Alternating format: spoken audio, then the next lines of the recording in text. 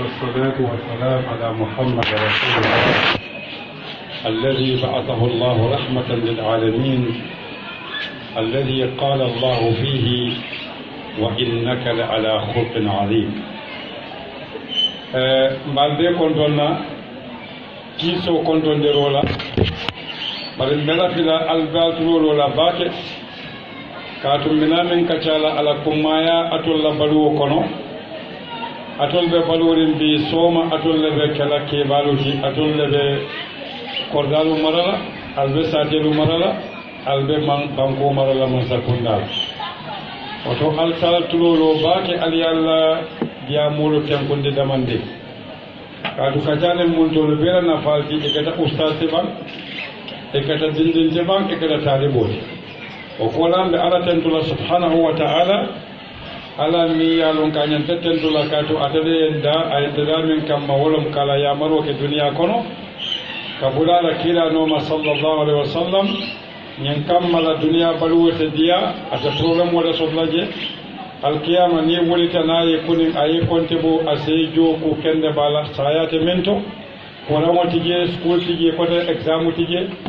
ebe kala man sakirti aljano kono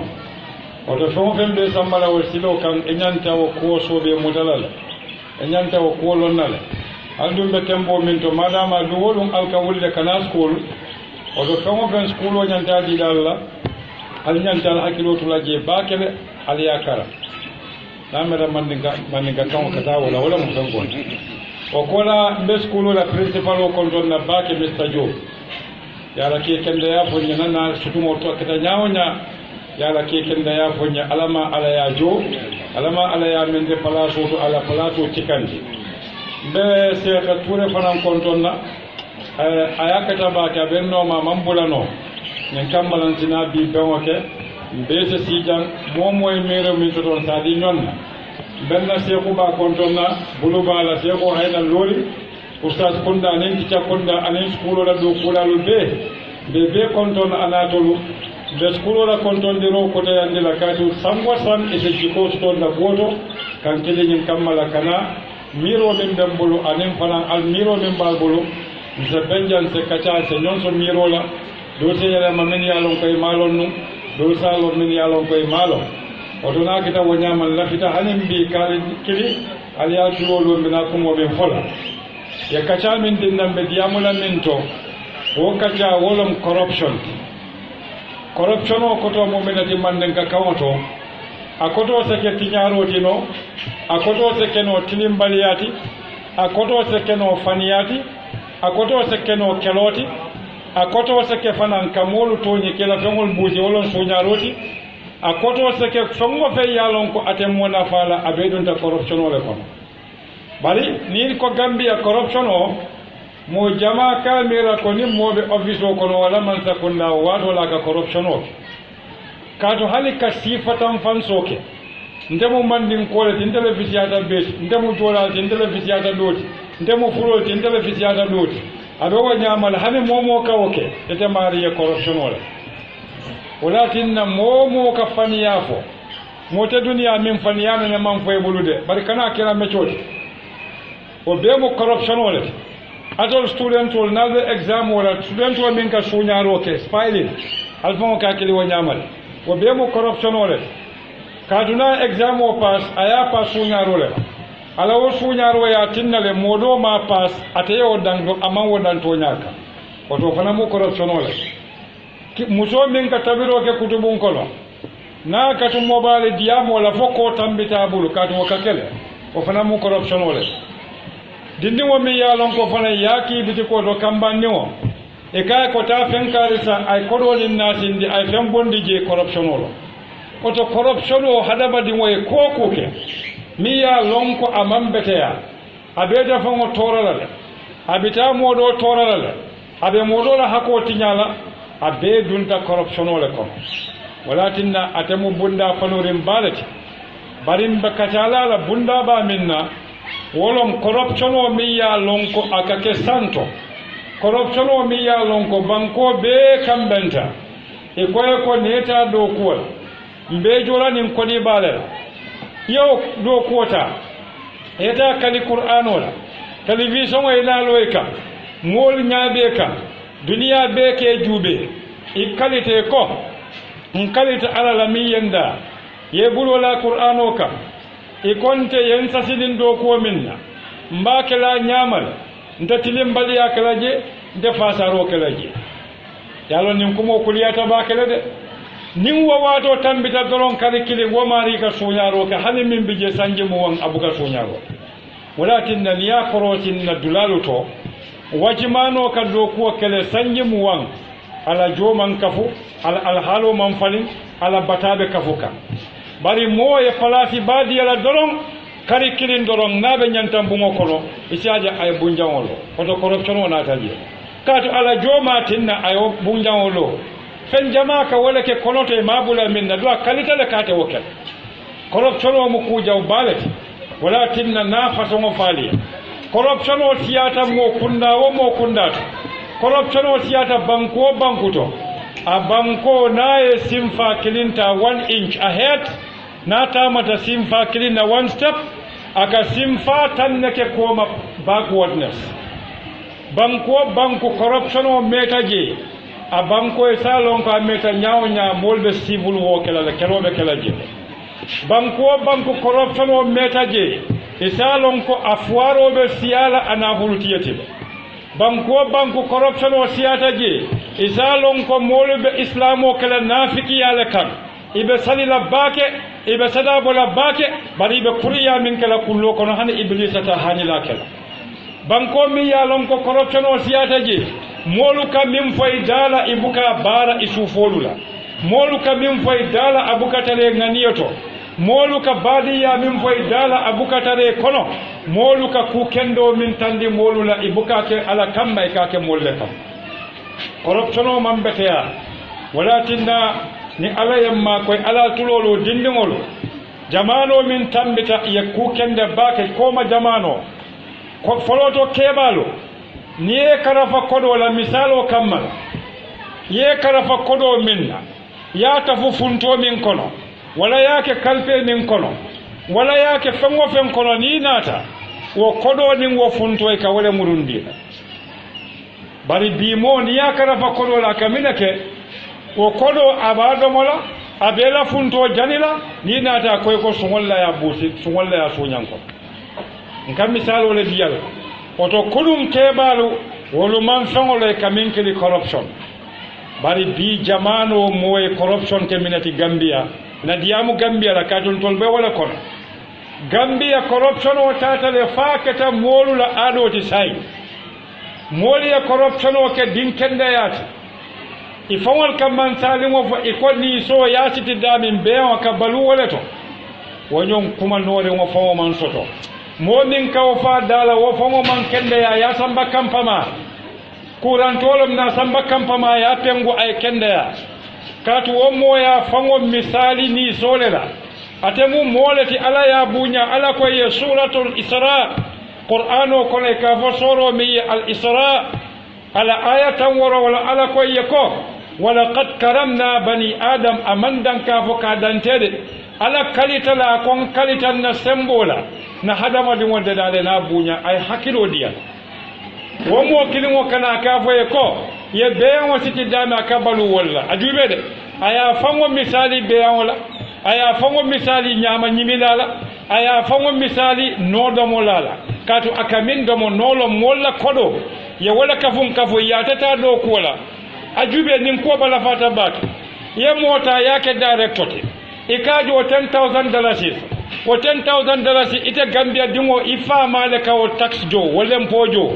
ikaw $10,000 di wo marila ite buka hani $100 sotono ye pajero moto diala ye petrol o fana na coupon diala o be kon akalela banko la ko corruption o kala yalo ko bala fa warta bak na banko kullo min bije munatin nan bukata nyato a kullo mu minti corruption wala siyata nin corruption wala siyata da ye momo kala fa palaso la aka fo le mbatu na do mon kono e fa jandi be mbayla mo buka do ko ke banko la nyato ta kamma molu be ka ke la palaso le kamma walatinna Gambia corruption o sababol min ka sabumbe o fulale o kola naal bondi duniya naal samba ala Qur'an o kono corruption o e mineke kunun anin bi anabe min kala soma nyin kammala alsal hakilotu alkana dun corruption o kono alla balu kono alkana suñaro ke exam ola nin tijal fanan kali alna study al study ke e kana bori school e kata e ka fo sasata abemu corruption o abemu corruption o ta school manta school corruption olom kaatu ite la wulula ko ta school ye fani ya fa yalon ko aladu yalon ko e fani yala fo ye corruption wala walati da fanu tabakel so walati da dindingol alala kilot ntol Gambia jan corruption o ka karande birin dinding Nigeria wala mansali mo do bi jako ni sindimo kan ni siba dale jube nabe nyamo nyimi kan barin tol la janna kunna falinde madama ni sibaka nyamo nyimi oto ni sindingo fana nyanta nyimi dal madama director ka corruption oke oto dinni fana nyanta corruption oke lan tol ka tamandi wonyama anyon kuma fure wo mansoto isamo e wati jama e ko programme wala be kering workshop e ko leadership training e be dinni wala karandi kan soma e be kala nyaton ko te nyami ibe mo karandi la nyaton kayala nyaadi le manjika kendo diala o bala fa warata le ka moy Gambia mo kumma balu ika foko alnata workshop la alnata 3 days workshop wala nata dindingol karandi leadership quality la wala mankuto min nyanda tar la nyaton kobul ite keba min ka woke mankuto tete bala min ba tandila dindingola ko ite nyanta karandi la nyaton kayala nde malon tol kata dami nin te ben nano e ka bondi television wolto wo mol fawol man kende ya sako min kata workshop wolto min te bulita dilano min te foloto kebal ka molu karandi jikola e jikole la e buka mol karandi nim bulak bodo nin diamu kensa wonna wala tinde nin ko bala fa warta bakele so dindingol atollon problem o design bare atolle fana mu solution o design bare albekala solution o ti nyaali le wolo moli e tara minibal nyaato ya tandi alla do ko kono jiko kono diamu nya kono kuke nyoya kono ko corruption o ka banko samba nyaato le walla nim banko doya tale na se sanji tandulu ni sanji woro wala balu hanim bi silo manso hanim bi ku lobitali manso amanke ko mansa kunda ambe keri wala yakede amne tale birin cuk mansa kunda nata akadole keta min mambetaya mansa kunda fa wadam mabuka banko doku banko dingole ka banko doku talibe bijan student ni dunda school o kono somanda akata yek nyamo bondi ye fennori mo bondi school o kono school o be senala momo be sede la sokoro ni ye fennori mo je kayto funto fengo fe yaci ka ya bondi silo kan tate be senala so ninno mu ikan molu karandi nyato tala tenne ibukata hotel oto dolo iko workshop wole bembulu ikamol karandi leadership quality juma tubabu leadership bang kato tubabu wole leadership londe kato wol ni hale dala sikilin sunya newspaper sabondi ni abonda seritai barin tol la nyaton ko buka kontali foni ena de television de ko ye sungo wala ye samba koti ko ye sungo o wato le ka kontan ka tambi fongo beti ni kay resign ate so resign la ni kay binom ako dalili te molbul ngol yaaje be sunyal ko problem wala be corruption o man betaya amanke kodi sunya dammati jikanta ya famu corruption wala wala tinna bankuto amolu beka palaso le nyini buka londo nyini corruption o tiata bankuto mol ka kayto le nyini pour yeke directoti bari maka e buka londo nyini pour jiko e betia wala benna bankoka nimman fan criticize kana wandi mol criticize hada madi mo itfa wala mu foltoti ifa wala mistake oti kana fo wali karilo mistake oti momo kata wandi mistake o nyini ite mari mu professor ti mistake ko non kate banni fongo bala oto nan fongo criticize na ngaybolo membe mbala ni ngalon doron ilaje mbeda halal so wala tinna corruption o falu batala atol membe karam bungoto atol talibol atol studentolo tijal lomban ustaso lomban tolu be min kadiyabo na kata corruption o ka bankaram bungolati dindingol nyanta karandi la karambungol to ko corruption o e bang akaba nyaadile talibolu kana je mka manyake miya lonko corruption o lo na fon kale corruption o mo minati femmo fembe hakilo tinyala abe jiko tinyala abe balajato tinyala abe wandi hako nasila ibe fon fola min manke toñati ibe fan tandile ko min be bulu otumate bulu o be dunta corruption wala bari mbina be fola le moni asabu ni be mu jamba solti ka kumo dayede jannimbe dunda minum corruption katu angale kawlo bari to la kawta ko to mo minati wolam fasada arabu kawto wolam fengo min tiñata fa tolita fa tiñata atede dano la kota dum corruption o kamuntele ko dolo anin tay anin siga anin kuruwo bari kana kuruwo nin ataya ke kafuyi katu wolni nul mankile katu tay wo haramutale dolo wo haramutale bari ka dalila nyami mo ka dolo min nyami dolo ka diay wo nyamale kodi corruption o ni moy corruption o nene abuke fonyola walakin na misalin din di Allah na palaso di minu la masala nin ko electricity courant na tata banta kata contrat ko ni pour company min binani banko la courant de dala yali yale kamina ke e kata wo company yale kay ko na man sakunda minister le kanin kede anin director na man sakunda be contrat ko dile la pour yenna courant de da bari la contrat ko ko non defa la fita je 25% la alnin ko mo moy ba yo 25% wo transfer la account ayna yo company nati bawo ay fendamo company bulu sai wo company be hajila la atata hajila ka kuma fo wali hadi wal mla contrat ko manta nyama ata hajila bawo ay kulo do ma balanta account ay wuli jama kala account ko tili kunte ba isaja ay pajero san tili kunte ba asita badala ay wala estate o san 1.8 million iba fulani yakulo ba mun tole wato mo sulu ayela sajele sunya ite sulu wala mata ayela sajele sunya katu ay bankola kono la sunya bitu nabo pajelo kono bitu ayala fe weri fingol betelendi aya condition o bali pala ite min kalem pojo e benin tili kando kono ikatara fola bon e camera ko nisi kun jonkila so nin kolbe tenne corruption o en kanyonne ne tenne asita le na fo ika kenya min pour dinni wal yalon nale momo ja corrupt alta fo teacher alta fo director alta fo principal we corruption o man betia adunta dawda buka funtiji wati kili aka funti wala o mol min ka ke niye be tumbo niye bay do ko le ta do ko do se corruption kili ngoki wala tinna faye tumbo bar janibe fotala woto dindingol min be kulu kan wal kuluban dindingol min be wuli kan anin sunkudinde wal na wal deda ban corruption o sabo kana nyaadida hadama di wala society katinale moka corrupt katu gambia fotata o tembole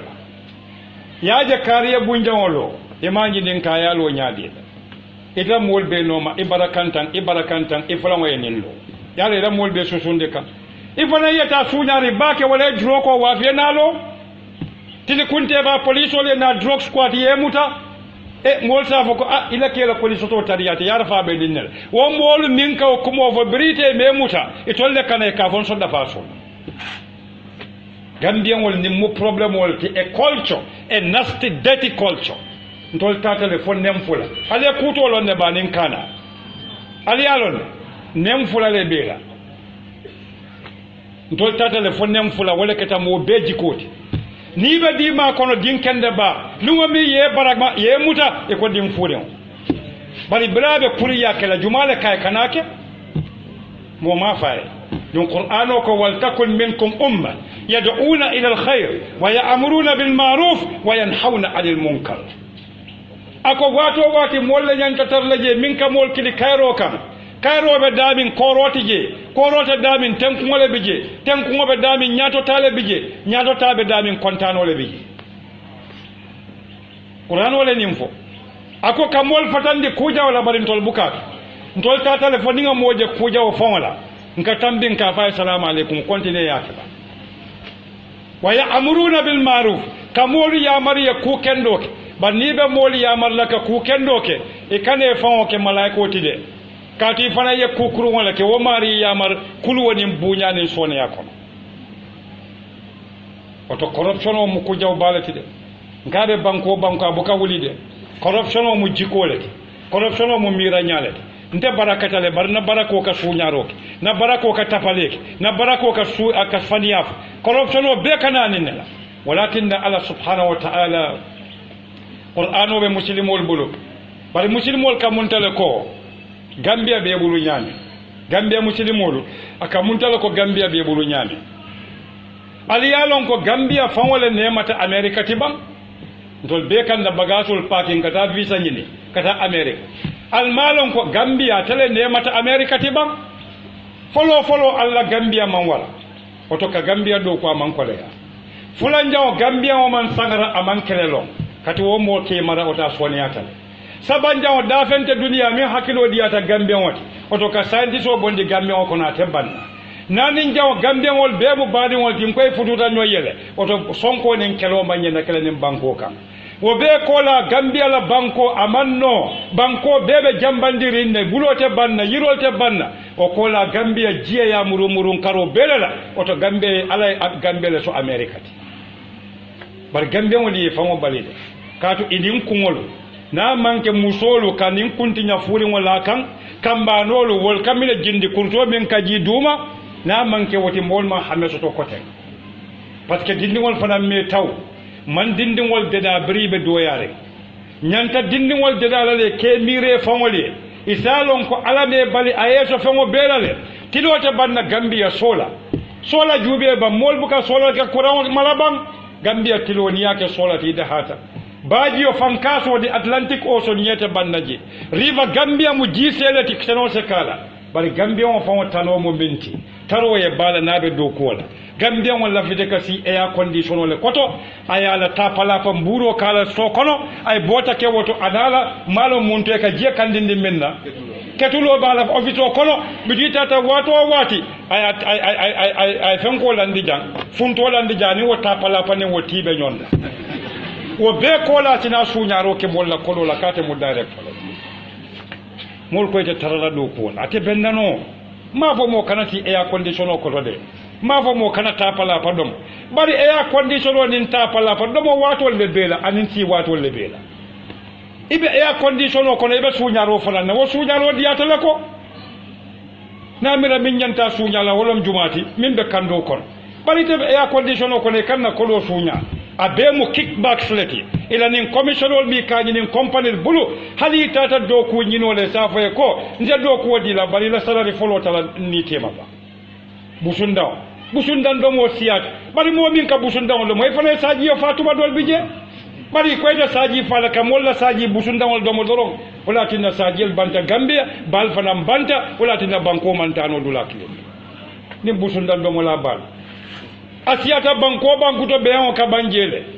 akoto mo mente corruption o siyata dawda mol ka batale mo dantande kana faso to banko la na fulol walakin anna dunna qur'an o kono ba de san malaiko le nim folenum walakin the word fasada it is corruption, it is destruction. Corruption o qur'an o me de yala sinya tan lulu ayanati sinya tan lulu qur'an o e corruption o nati imma ka hakilo tinya wa imma ka jato tinya wa imma ka niyo tinya wa imma ka hadamadin walla kunda tinya. Allahu akbar. Qur'an wa me biala no alonne ko hadamadin wo drone mala me choti sako hadamadin wo mi ala mankita ala ko kono mol tata le folla bon corruption wala sababu do mo menti nim mo tata faya mbira ko nabala office ko ala bukaji nabala banki ala bukaji na bala palaso to ala bukaje nim mo fota o temboto aka corruption o kele bari foyte mbalon ko ala mi yete deda halite bulu kondin abi ala la marole ko to nadiya ta alaye ase bulu kondin wa ya marno ate kalamu tala ni te saynoke ibulu kondin wa safa kana saynoke ate saynoke kato abe yelwole mutala yelwote futa le bulu kondin wata sefa ibe paralyze la fomol bukawo mi rabam walakin da malaikol jube bay silawo minfu alamoy suratul baqara ayatan 7 alamoy akamin foye wa id qala rabbuka lil malaika inni ja'ilun fil ardi khalifa qur'ano ko yako akoy ko tumomi ala subhanahu wa ta'ala ko malaiko li ko ntabe fenne kala banko kam ma ke folombina kelale bari ninga ke wo fengo be kala khalifa wolti wolo munti abe kala da fen wolati min benta ala la yamaro kala je ala moy malaiko le mem fo malaiko ko ala ko ataj'alu fiha man yufsidu fiha wa yufsiku ad-dima wa nahnu nusabbihu bihamdik wa nuqaddisu lak malaikol ko alay ko foybe mo wala kala banko kam ban fengo ima tolon folode mi ya lon ko abe corruption wala kala banko kam ala wo corruption o kammala yelo bongo be sababu la banko kam mulatinna corruption o siyata dawda wo mol ka civil wala ke ika kelo min be moy africa banko lu kan birin Liberia birin Sierra Leone birin Southern Sudan biri akonte dawda corruption wala ka ke sababuti mo million kilimbe banko to mo tamba enjoy kam mo keme kononto be nyaadi wolbe fuwari ya kono wuli kononto mo keme kilimba do mo kan wobe mina naati la aka jusu bole naati wala tinna qur'ano koye ko sada mini nyanta sotola aya siyandi bake nyin kammala fuwaro kakala jusubo na fulutiye kamma katu na jusubo ta bake lumbina be murota la abina fulutiye tupala murola wala tinna corruption o mambeteya tuma dol bije ni tata official fongoto ni kala mutata mafo ni be sinola kaatu mini ka tapala do mo office ko non tol gambiol fana ntol kaw tapala pa kilingol do monna bungo ko ni nga tapala pa do don ko ka sukki de ka sinola hadi ni nga ko je min mambeti am buka fono al tapala pa do mo tala tapala pa mentality ala tala tapala pa niya do mo hanu hafa ke kono fa fonte kaadu fulol wala yalo ne kaada da nyama ka kul yale wit do abuka mo ba wala tindam fana hakilo kana ke tapala fulol be jamba amma ma loy tolti problem ta so walakinna alal hakilotu bak qur'ano ma kam min fonye ataj'alu fiha man yufsidu fiha wa yufsiku dima ibe mole bulala jeba mimbe corruption o kala hakilola abe corruption o kala hadama dingol niyela abe corruption o kala hadama dingol balola bari kan niyo corrupt nyaadile hadama dingol niyo ni lafta corrupt la wolom ikadi diya fengol le diya mimba fango baramala ya bula dolo mi kono ya bula tay sabola ya bula koma kumarol kono ya bula kata molla ngaybo nyidi ya bula kukuntangol kono nin talibol mu studentolu eta ay kaspalinke wala kata ka fo tica ente simola kandi min sasata malaria le muta otumo fentela iborta eta ta couper dam folle man nasko o be mu corruption wala abe mo bira jawole ka hadama dingo hakilo tinya anin ka niya tinya ka mira jaw ka niyo kono ka niya bondi ala noma ka niya samba setano noma ko min be kerin duniya bi atolla jamano adiyata baramandiya alla jamano diyata amandiya ni diya siyatale woni diya dun alaban laban tal nafala min ya sabu ikana je alla ni mobile nafasiyata to bake ni mobile social media jorangolo min sal nafa bari mobile o tata le tabon fakita fitino ti gambia wolka du yani mobile o je corruption o min ka kacha ni mobile o ka ke sababu ti le ka corruption o nati ka do ni mobile o ni dunta internet o kono dula dol bije website ol mini alon ko wol buka fen tandi fo ke ni musola kuntaya wol buka fen tandi fo dolo minna ni juken sen nalla don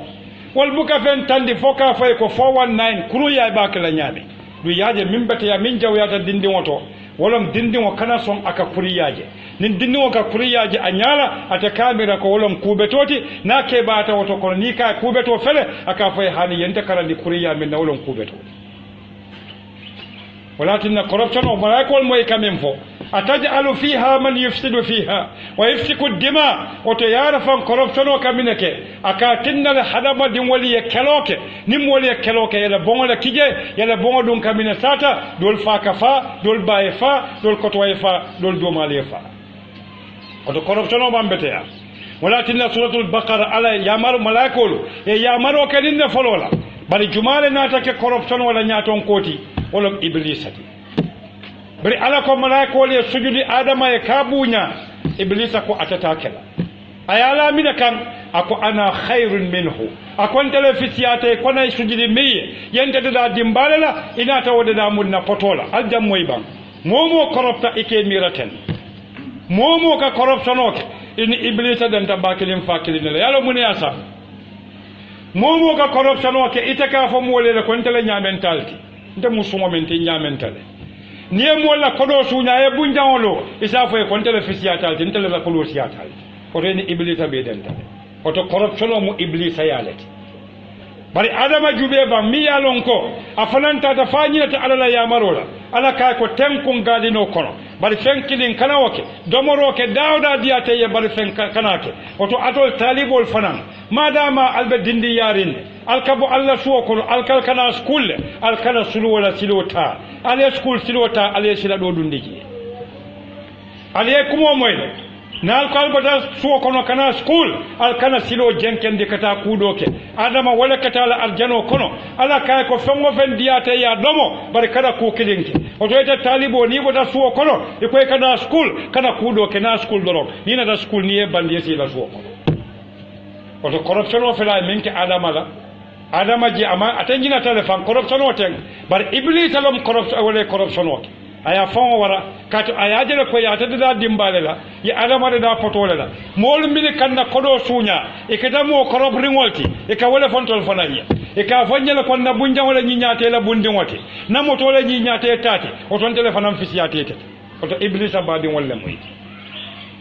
nimbata o ton ta suratul baqara aya keme fula aya nani aya keme fula kata fo aya woro ala tuloloba ni corruption o be banko ka kamine ala koye ko wa minan nasi abe molu kono man yu'jibuka qawluhu minnakum o ke kontani ake kawa ku yandi fil hayati dunya balu wala kolto na mari diamu te safo ko ni mo masters le PhD abata mun tole University of London, University of Oxford, University of Gambia, University of Sierra Leone, PhD te banna, masters te banna, BA te banna, bari hadisul wo fonga la masters le betiata man jutu masters la de bari wo mo fonga wala mo problem woluti katu londo nyanta jikole dilete la bari ni te man jiko soto londo kola o tete lo kayto na fale wala be nim banko ka ye corruption o moy dawda siata moliye min karan ima londo soto ya karam puluka palato soto londo nin karan man kilin karan o wolom ika kol karan priye long bari londo wolom ye min karan di aye yeleman wala tinna karan na siata dawda problem o donne ka kije bari londi tiya siata dawda tenku ngole ka kije ha se wolonde nali alla grade 12 wota albe karawol nale degree ta karawol nale PhD ta karawol wo karawo mi yalo ni barata karawo e min foye ka to tical ka wala foye classroom o kon e ko discipline kulu e ko regularity kol ka nyam e ko study e ko betaya ni te tata yewol beyele mandi yake balu rawati o wato e lollo so walakin nan to lajam mi yembatande ninno mol ka karawo ke pro palace o kamala ni palace o so to suñaro nata ye momoje camera ko ateman wulu atebota sawolta ajolonta nata Gambia mo bebe warani nga fawola walakin na nimmo koropta ni ka warale kato iblisa ni waratale iblisa nyom fen warale mo takeri walakin aya do to ako alaye ko nteda sujudu la fawo ye min dada tinan ka ke pototi ajubi ay kuma kunta min danteje nte sujudu la fawo ye mi ya lon ka ke ta pototi imaje corruption way min ken na mo kunda society kono Gambia nim fuaro fata wala fuaro e kulliyo soto fuaro de malakata wo sangoto ani wo kulliyo bari nim banna nin nafulutiyo fata nafulutiyo mi yala kodo soto corruption wala e ka parejo pajero le jelori ala sangona ala kulliyo kamunta ko corruption way mol kenyadile min ya soto ani min ma soto du yaje lu wolo mo kemele ka kafu min ma soto mo klinna ka kafu min ya soto ولكن نمر سورة البقرة آية كم آية ناني كتاف آية كم آية وور أكوية ومن الناس أبي مول كنو يبيت مودول من يعجبك قوله في الحياة الدنيا ميا لونكو أنو دياتا باكي أي ديامونو أنو دياتا نا دياموتي نين دموسو تنبي بوليكا فإلكو يبيتا واتكلي نين ساجيلولو بيبوليكا فإلكو يبيفا نا جانينا دومكاتو إلكو تنبيتا ناني ولا دمبي سيارين كونو ويشهد الله على سيدي عندنا ما في قلبه من باس نموكم وموتيفا ديا متواتو واتي أسافكو والله انكلت الله أكبر دون مول منين كيكي پلاسوتو نيبه پلاسوتا لك منك يا قرآن ومت على مويد إكالولي قرآن ومت يبولون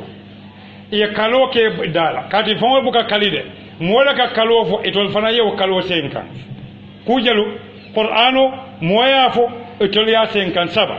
television o be kan Gambian wol be nyaabela dunia be nyaabela e koy kalita ko ite suñaro kala ite jenkela ite fasaro kala e be tamala luwalla bari lungo me yewo ke minister wala ya ke director wala ya ke deputy director wala ya ke ambassador o lungole kuriya fongo yiro katu ministre fonko o lungola ka yiro falingi kato ni tata ya ite banku ni wala hajola isa fa ko protocol abe bisirin aka mina bisije nin telephone kensan wote corruption on o telephone le bebu commission jin wala 25% dinna 10% dinna 12% dinna nakari makoy jam nakari dundija mbe expose la ninna moyla do koti walakinna manke kodo dammati jikanta yalo alla jammoy ba wa yushhidu Allah abi ala saydi yandila ma fi qalbihi min ba sondo moko nalota kon kalita ay ala saydi yandi min ba sondo moko ala ko wa huwa aladul khisab wo mole mu sonka moti mi ya lon ko ala sonko bukaba atalo mu moti mi ya lon ko ala jenko bukaba atalo mu moti mi ya lon ko ala problem o bukaba aladul khisam atalo mu kaleño mol be kaleño mu jawoti kato ataka banko mol kelele aka fon kele ay ala sedi yandi kumomi ala bota jako wa idha tawalla akoni mo niye sembo diyala masala ye palaso diyala wala ya aya kodi atata akaminake yas'a fil ard akatama bankoka akamina jinin wato li yufsida fiha katijaro ke bankoka corruption aka corruption o ke nyaadide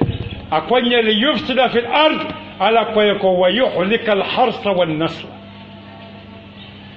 ajubel akalita alala ko alal atalebe do ko kelale bari niel palaso diala minakake ala koyko li yufsida fil ard nyin kammala ka corruption o janjam banko kan anata foya ka corruption jumaleke ako wa yuhlikal harsa wan nasla aka sene fangol beti nyale aka beyangol fanan na dingol beti nyale Allahu akbar corruption wala jawiyata ala jube qur'ano ka corruption o kenyane parce que nin corruption o keta banko kan banko la kodo mol ka tax menjo ka di mansala nin modo ka sunya wala banta bankol kan so kodo minna wala wol bankan don to minna katun tol tabala julo kono hal alqiyama ben sitila jorola katun tabala julo kono ndol fo wala ka fo nyoye ko kila sallallahu alaihi wasallam ko nim mo fata ala julo jo fontem bang bari banko mimbo ko gambia bebe fara janne dak julote bandan kan wato kon kata julota dami o julol wol kariba julole dinna o riba julo dum buka banjola oton tol be yara fam be ni julole kata bala fa bala munindi wala tinna niya kodo dila ajube ban sanji tandulu sanji worawula na sene bunda fonyi nan damandin na botolo je bitikol kono de jamandin na botol je bitikol kono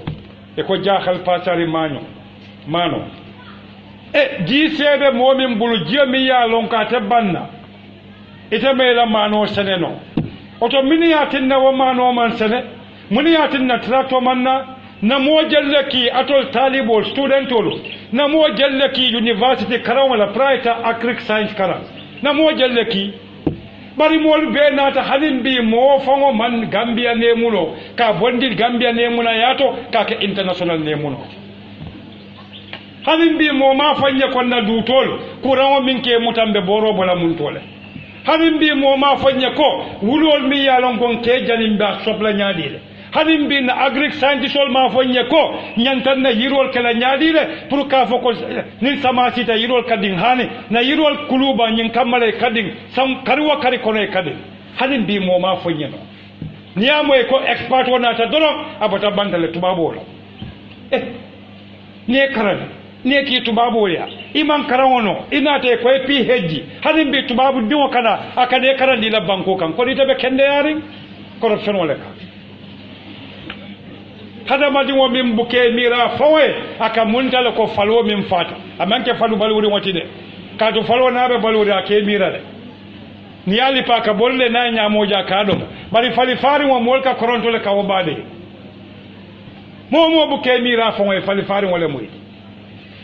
wala tinna londo imira mimbe sambala nyato imira mimbe jikode dala imira mimbe molude dala imira mimbe duniya de dala imira mimbe mulundi la alaka ninno mulundi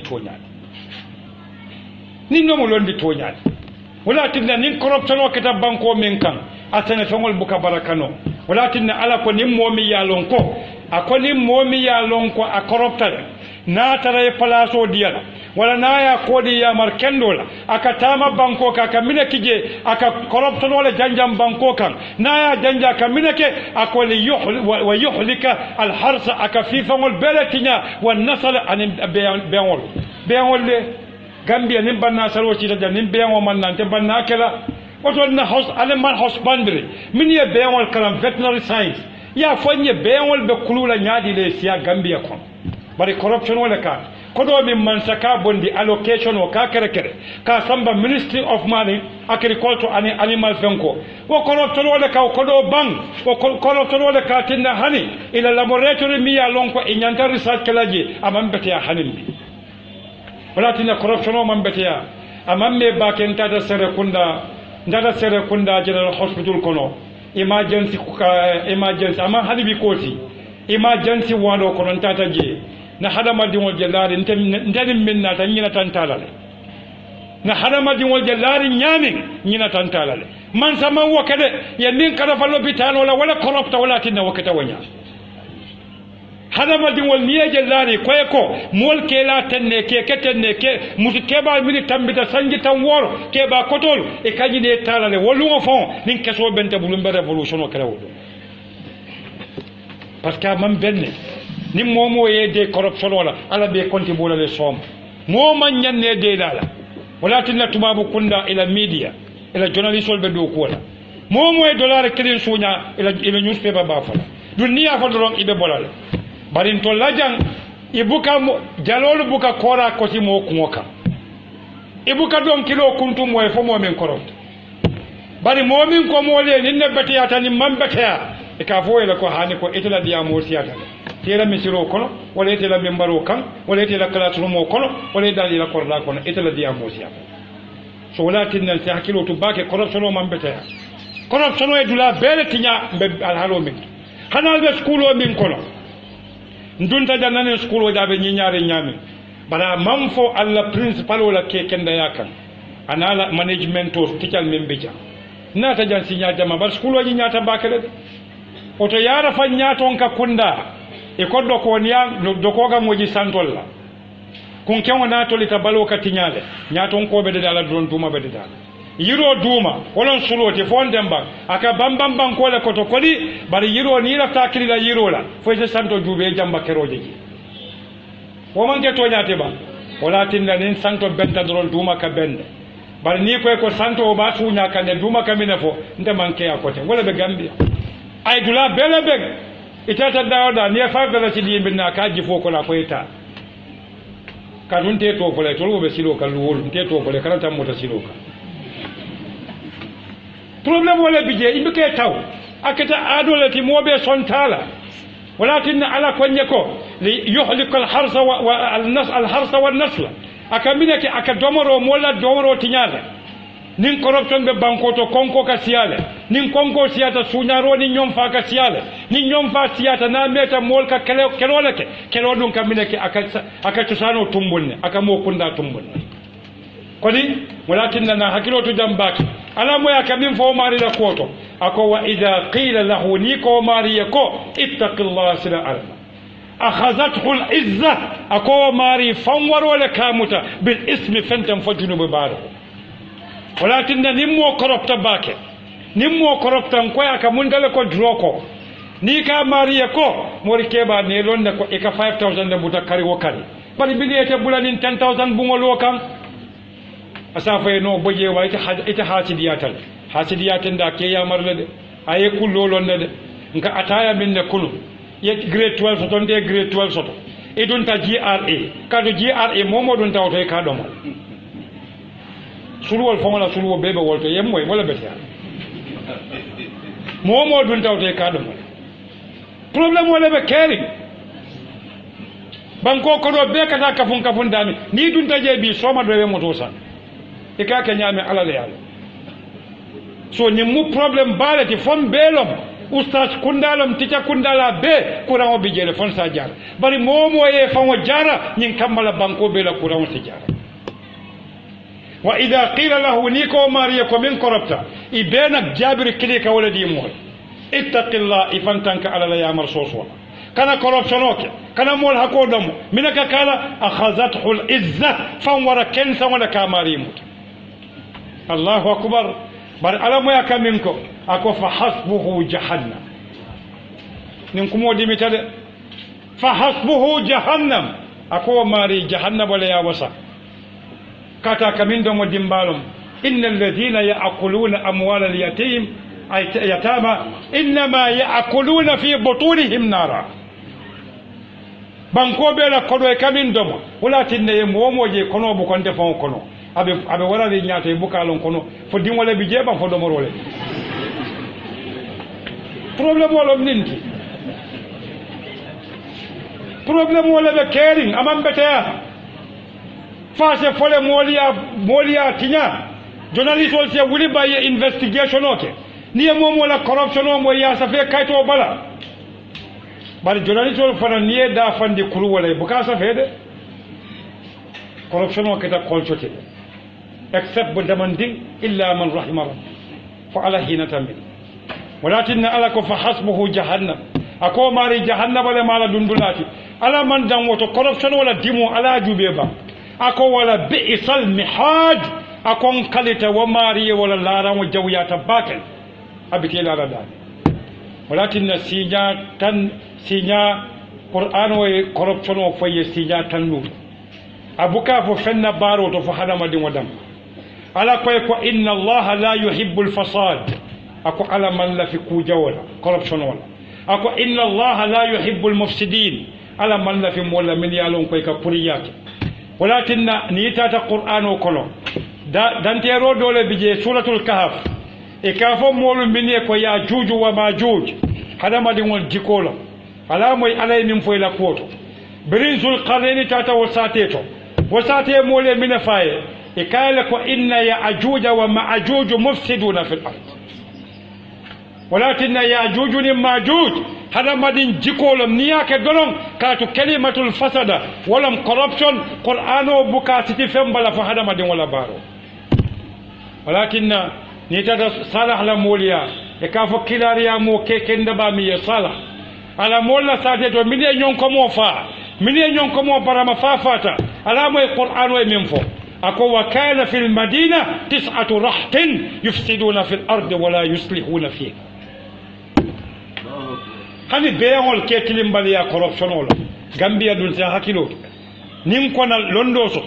nin ko na jika kendo so nin ko na dino e tama nin ko alay na batol muta alna balafa beyangol gambia wol mam balafa beyangol beyangol ngay bata gambia siloka ye falo do kundi yali pa faya barama yatu siloka ye wulota ya taki motola ya sinwo kati ya bula siloka ye nyankumo fa wala ya dimolta ya fa siloka ya bula siloka fengo dafa wati gambe wal mam balafa sotola man to min mam balafa be waliye abuka balafa yiroye momin mam balafa yiroye aka dimbale malala momin mam balafa yiroye abuka balafa fonwe momin mam balafa fonwe aka ke iblisa mam balafa fonwe sako wandimo alal hakiloto walakin corruption wato kammala lansaro sita nselo jang nsafo sallallahu ala sayidina muhammad wa ala alihi wa sahabati ajma'in alama alayhim betanga corruption wala alama alaya miro bon hakiloto alama alayatul kebayandi corruption o e bang alkana som moya dundigi nimmo koy ko ak kanaki drok wafo mu corruption wala tay wafo mu corruption wala faniya sambo mu corruption wala koma kumaro mu corruption wala ka kuma di molla corruption wala ku fa moli min mu toñati qur'an wa yebula wala ku kendo fo akoy ko wa kuntum khayra ummatin suratu ali imran ayatan to akonya kuntum khayra ummatin atol katanum atol manto bebete mati bal munati na yofo akota amuruna bil ma'ruf alkanyo yamar ku kendola wa tanhauna 'anil munkar alkanyo fatandi ku jawla wa tu'minuna billah alkatan di malimani yani alala ni limanata alala oto alay tanko dilale ni alay tanko dila ala koy kanam ninke kanake katuni yake doron ibe ala tonyila momo ala tonyi akamundala ko dirimo membe dinko kono e ji kando kaka nafundi ka kenyadil atiyo be ka buruburu alama ala entan jazalla alhamdulillah